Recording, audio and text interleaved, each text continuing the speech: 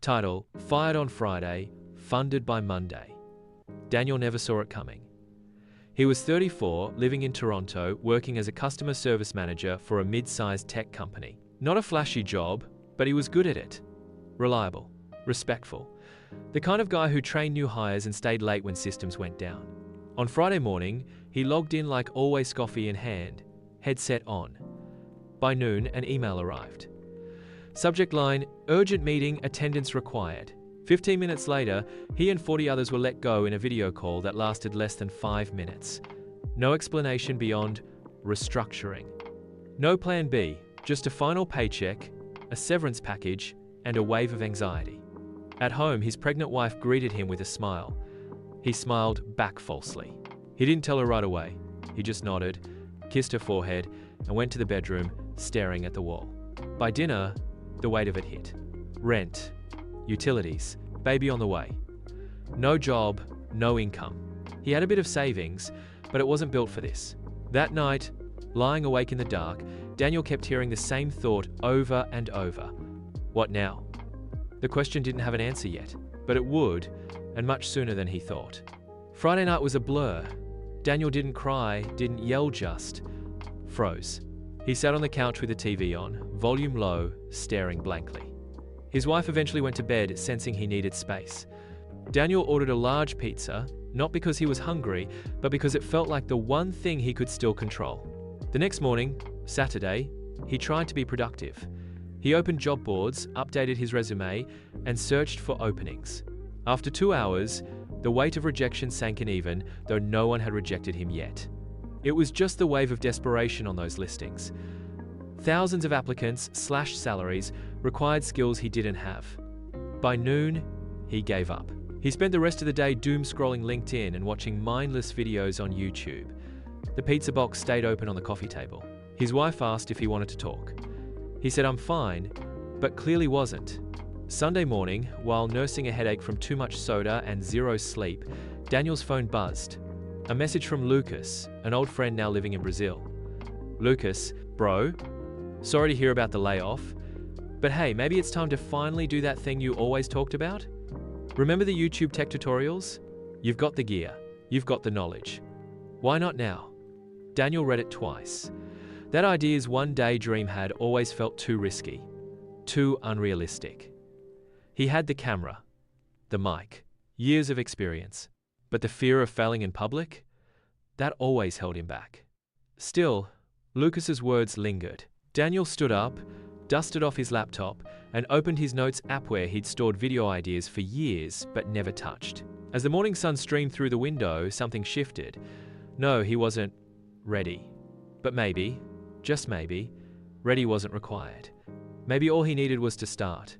Monday morning came with no alarm clock, no commute, just silence and a head full of doubt. Daniel brewed a strong cup of coffee, stared at the remaining balance in his bank app, and made a choice. He wasn't going to job hunt today. He was going to build something. Out of his modest severance, he set aside $500. Not for rent, not for groceries, for gear.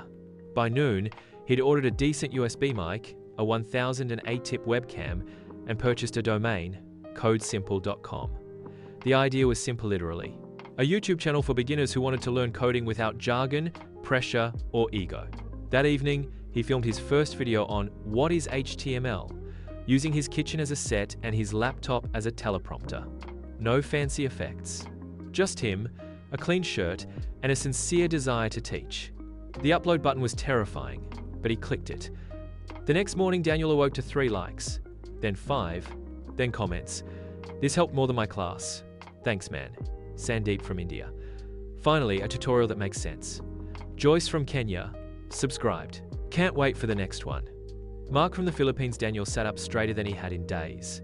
It wasn't viral, it wasn't polished, but it was real. And people cared. For the first time in weeks, Daniel wasn't thinking about rejection letters or layoffs. He was thinking about video too.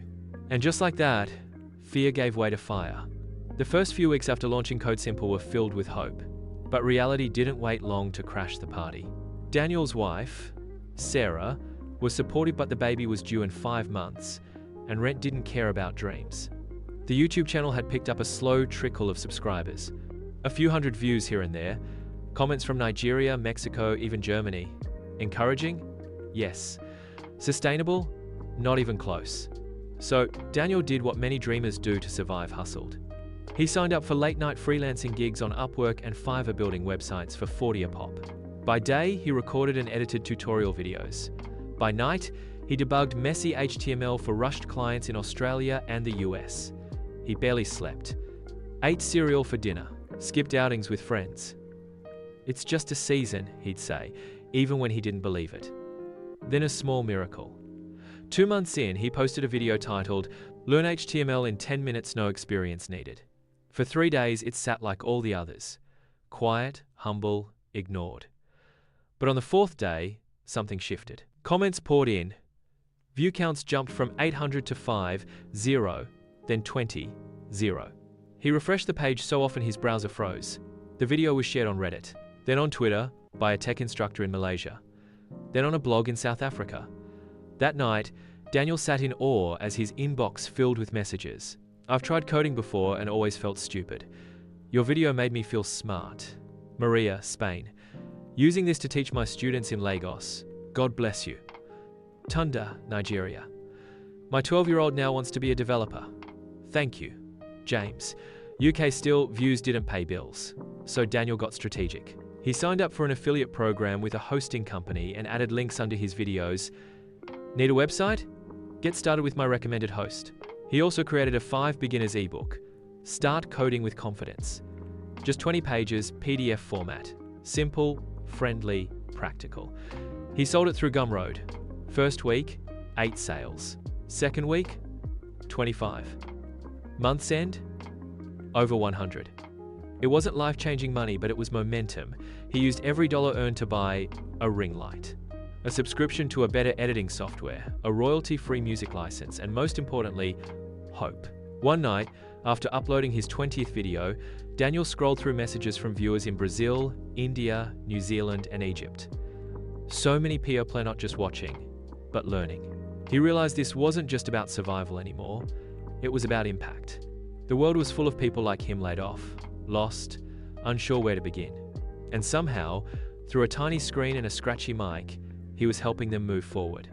Daniel smiled, exhausted but alive. He was still broke, still worried. But now, he was also building. And that made all the difference. 3 months after posting his first shaky tutorial, Daniel gets an unexpected email, an invite to speak at a virtual tech summit hosted in Dubai. It's surreal. He's not a big name, just a guy with a mic and a mission, but someone noticed. The theme? Tech education for all. That's him now. Somehow. Nervous but excited, he delivers a talk titled Code Without Borders, sharing how he started with 500 and a dream during the worst weekend of his life. Attendees from over 40 countries listen in. After his talk, Daniel's inbox explodes. A remote learning platform based in India reaches out. They want him to create beginner coding courses for their growing student base.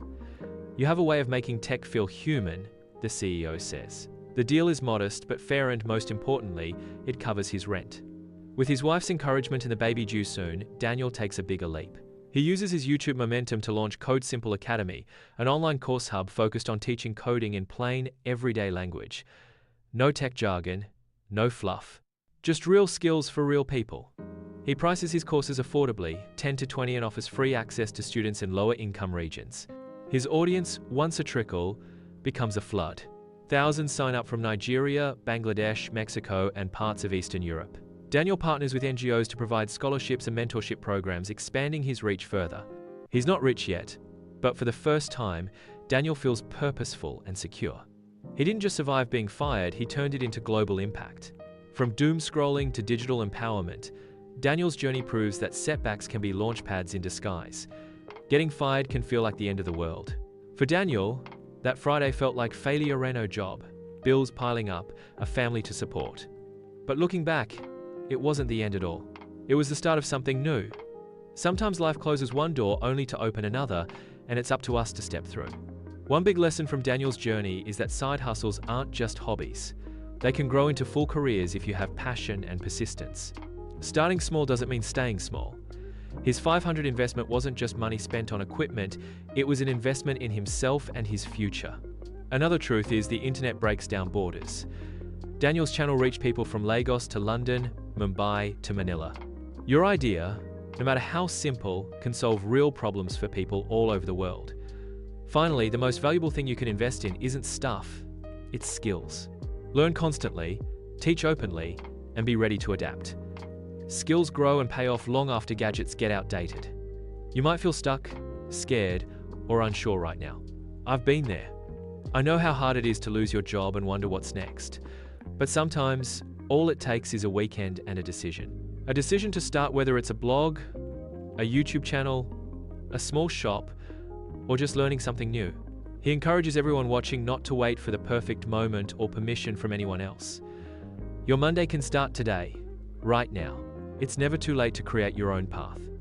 If you want more real-life stories about people turning tough times into fresh starts, hit that follow button. And don't forget to subscribe to get new videos that show you how everyday people from all around the world are building futures from scratch.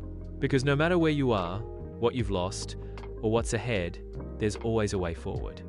And sometimes, it begins with just one small step. Follow for more inspiring business survival stories. Subscribe to learn how real people are turning challenges into chances worldwide.